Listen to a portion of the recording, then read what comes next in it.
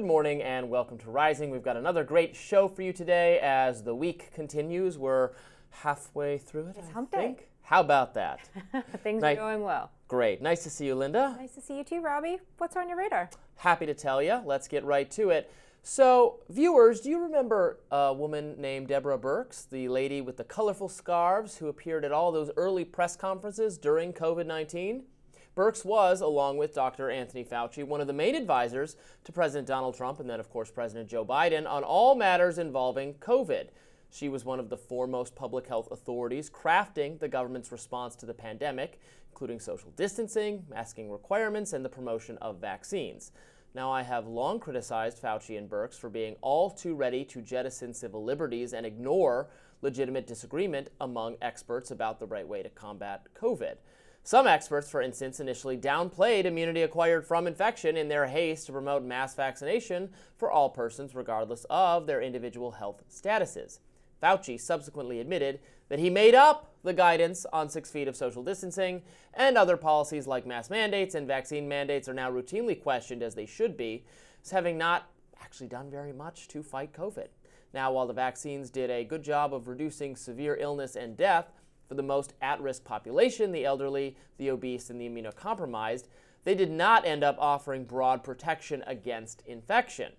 But that's how they were sold to the public. Joe Biden declared COVID to be a pandemic of the unvaccinated and explicitly said we wouldn't have cases of COVID if the vaccine hesitant would just stop clinging to misinformation and get the jab. He was wrong, as were other government health advocates. You can get as many COVID jabs as you want, because we all know it's not going to stop you from contracting COVID. So I was fascinated to hear Deborah Birx finally admit, at long last, exactly this. Here she was on Piers Morgan's show recently. And what we've done wrong in public health is we didn't explain that COVID vaccines were nothing like the childhood vaccines, and that the childhood vaccines, like many of the diseases, you get it once, you don't get it again. And this is getting the children to have that disease without getting the deadly consequences. That is not what the COVID vaccine was designed to do. It wasn't designed to prevent against infection. And if you look at the vaccine hesitancy rates, they've doubled since COVID. So we have to start addressing these things. We can't just ignore them. And Deborah, let me ask you, Deborah, I mean, given that you were the face of COVID from the Trump presidency at the time, do you share, this doctor who I was with, do you share the concerns about the longer term negative impact of some of the COVID vaccines? The messenger RNA vaccine should have been rolled out for the people that were at risk for severe disease, because that's what the vaccine was developed for. And here's a little bit more of that interview. Keep watching.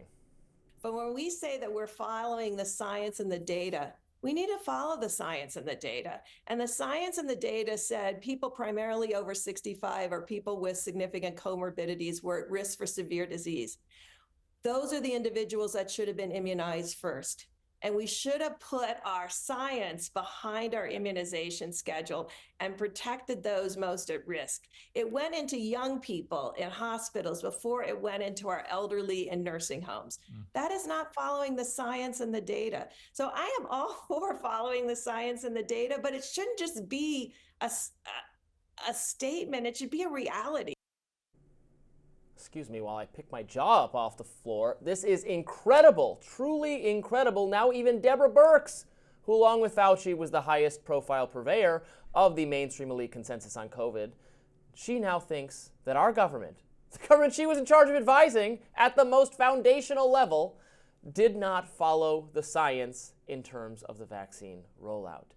This admission forces us to imagine a world in which the government listened to the Deborah Birx of 2025 versus the Deborah Birx of 2020. Maybe then the government would have worked to swiftly deploy vaccines to the elderly and the immunocompromised, while acknowledging that young people and those who had already contracted the disease were not at significant risk and could return to life, work, and school without issue.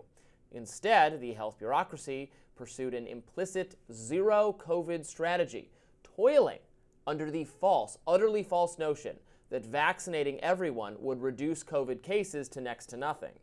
If you questioned or objected to that plan, You were deemed a heretic. You were deemed anti-vax. So this is remarkable to listen to. So I agree with everything she's saying in this interview, but she's describing, the public health authorities or the government advisors as if that was not her. Right, as if that was some different category of people. It's literally her. It was her and Fauci. Right. So I guess she didn't quite admit she was wrong. She just kind of put it on someone else. But it was exactly as she's saying now, that the vaccines were sold to people as a prophylactic measure to stop you from getting COVID. Remember breakthrough cases? Where, we're just going to see a handful of breakthrough cases, and then everybody gets a breakthrough case, and then literally everyone is still going to get COVID, no matter if you've been vaccinated or not. Now, I'm not against the vaccines. I got vaccinated. I got boosted. I think the harms or the risks of the vaccines have been overstated by people who oppose them, but so too have the benefits been stated by these very people in terms of preventing the disease itself and the spread of the disease. And that's how they were sold. Everybody has to get this vaccine in order to stop the spread of the virus. That didn't work, and now she's saying the vaccine wasn't designed in the first place to do that, so they ought to have known that wasn't going to work. Where are we? Tell me where I'm wrong. Well, I'm not going to say you're wrong, Robby. I'm stunned myself at the way that she described what they knew, when they knew, and also where she is today in terms of her opinion. It may just be that I was juggling 3 kids and it just felt like the world was the most terrifying place. But what I feel like I remember was interpreting the vaccine more like the flu vaccine, that it was going to minimize the impacts if you got it. I don't believe I ever thought that if I got the shot that I wasn't going to get COVID. Well, you're smarter than me then, because I thought, because I was listening to people in charge, maybe not, like Joe Biden. Joe Biden did say it's a pandemic of the unvaccinated. If more people would get vaccinated, we wouldn't have all these cases. I remember on this program, I don't think it was a day that I was hosting, but my former co-host Kim Iverson got into a scuffle with someone. Again, I was not hosting that day. Someone else on the program who was saying, well, yeah, we need everybody to get vaccinated so that we can reduce the cases. And she said what you said just now. Well, but the flu vaccine doesn't work that way. You still have cases of the flu. Exactly. You have people get less sick, and that's why people get it. But it doesn't eliminate the flu. And Kim ended up being totally right, completely right. And she was, described as crazy at the time. Yeah, all I remember is that it was a very, very scary period of time. It was funny, we were just talking about this morning, a colleague and I, and how we were in the lockdowns. People just weren't sure exactly what happened. If you remember back early on, they said, hey, if we just lock down the country for 3 weeks, maybe that would keep it from spreading. Yes, and then it was a lot of confusion. The shifting goalposts got so obnoxious. I understood we were going to lock down in order to prepare our health system to deal with an onslaught of very sick people. That was how it was sold to us, and okay, I think that makes sense. But then it was, no, now we're going to everything is going to be shut down until the vaccines are available, too. Right. Okay. Then it was, the vaccines are available. Now it's going to be, everything's going to stay shut down until everybody's had the opportunity to even get the vaccine. Okay.